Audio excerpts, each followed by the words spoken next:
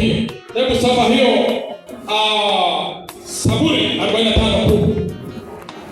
Angalia binti vile anaambiwa ya kwamba when it gets to time umepata familia, nenda na usione nyuma. God make your own family na ungangano.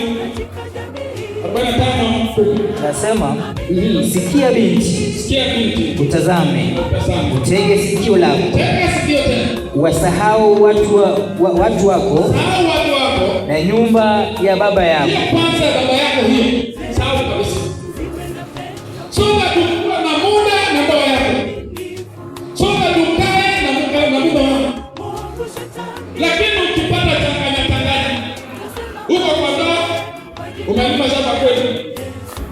Uko kwa ndoa, shughuli nyingi tunafanya na brother sana. Hiyo changanya italeta shida. The Bible says you can assemble all your resources. Put in your trusted husband. Ili ni baraka ya pekee. Usitafanye wamama wa sasa wana save kitu kando na watu mzee kando.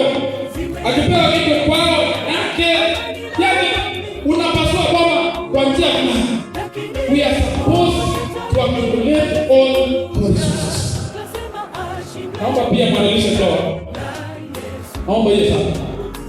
Kwamba fanyeni ndoa zenu siweze kuwa halali mbele ya kanisa na pia mbele ya Baba aliyepo. Umefika mahali shida ikitokea mtu amelala. Kwenda kuona huyu mtu ameandika baba yake. Na watoto nani atashirikia watoto? Recently there was crisis. There was wounded man andika will man. Watoto wako hapa. Umeandika baba yake. Umeandika ndugu. Huyu hapa ndio ndoa yake. Ikiumana hapa atatoka resources vile kwa watoto wako wanatoka barabara. Hata kama bunge ni mbaya kiasi gani, hata kama bunge ni mbaya kiasi gani, mbingu inajua ya kwamba mnaishi pamoja. Ndika yeye. Kipawa shamba mama na shamba la kweli. Usirudi tena hiyo shamba andika kwa mzee. Silete bibi sasa na pamoja sasa. Andika kwa baba ya mtoto. Chochote kitaongezea watoto wako ndani ya hiyo shamba. Baba mmoja akaka kuondoka na ndugu zake. Mwisho ndugu yake mmoja mlevi akasema ni sasa tasaka na hizo vitu na hapa. Vitu na hapa. Ndio uruhusa utakwenda vipi kwa kishiji naye.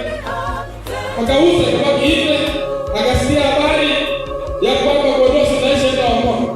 Siku hiyo akatoka na paka akamwambia kitu gani? Kondo yangu iko wapi? Nini naonyesha? Hata wajana wanajua Godosi. Na akauza ndani.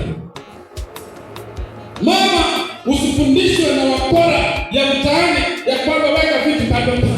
Haitakusaidia. Itakuleta stress. Weka vitu yako kwa familia yako.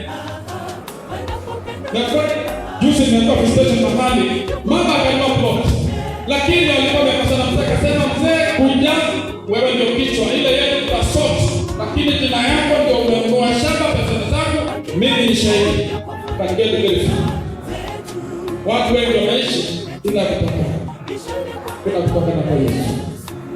Live the family in unity. And in your another point. Before that, positive of the purified. Nyumba yako ikiwa katika upishi, inapea sisi wasiwasi hata kupatia uongozi wa kanisa. Because ile mambo wanafanya katika nyumba pale, tukupatia katika sasa washiriki, pale kwa nyumba kwa watano, washiriki na watu 200. Hakuna vile wanatusaidia, positive of the purified. Inasema, yani mtu asiyejua kuisimamia nyumba yake mwenyewe atalitunzaje kanisa la Mungu? Kama anashinda wanapata. Hii vitu yote ataweza nini? Vijana leo wako, watoto wako, ataweza na nini? It is very simple. Hakuna kazi. Until you come in with your family. There, ushangaa bado ni kukulia shida. Mambo ya kiroho tofauti sana. Kwa nini siku zingine tunagawa kwanza kabisa? Usikuwa piga watu, usikuwa abunya pombe, usikuwa nini? Ikija katika Galatia 5:19 mpaka 20, inaeleza karibu na Biblia. si alifanya utajiri. Hii kazi ni utumishi. I said about providing in your living. 1 Timothy 5:8. That's another point. Ya kwamba peleka mahitaji katika nyumba yako. Unapoenda kazini, tembea na vitu vyako. 1 Timothy 5:8. Nasema, lakini mtu yeyote asiyewatunza walio wake, yaani wale wa nyumbani mwake, hasa ameikana imani.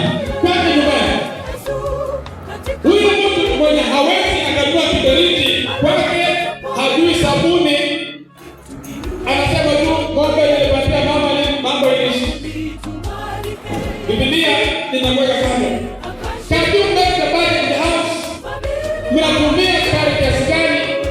Mnatumia chumvi kiasi gani? Alafu pangilie. So that you don't assume. Mama moja akaletea wageni na mzee. Sana karibisha watu akuna bali. Oh, wageni karibu, karibu. Jina atakuwa vizuri leo mzee tukaribishane. Ili bali tutakuna. Siku moja mama mwambie mzee wageni wamekuja haya kuja jikoni kusema kidogo. Kamwambia sasa wakati naita wageni wapi sukari.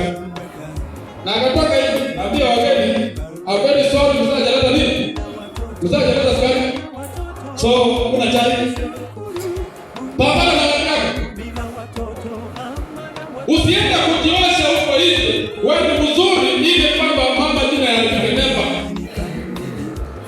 Mzee kabla utaambia watu karibu, malasi ya wageni. Watoto ni baraka. Sababu kuna watoto sasa saa hii.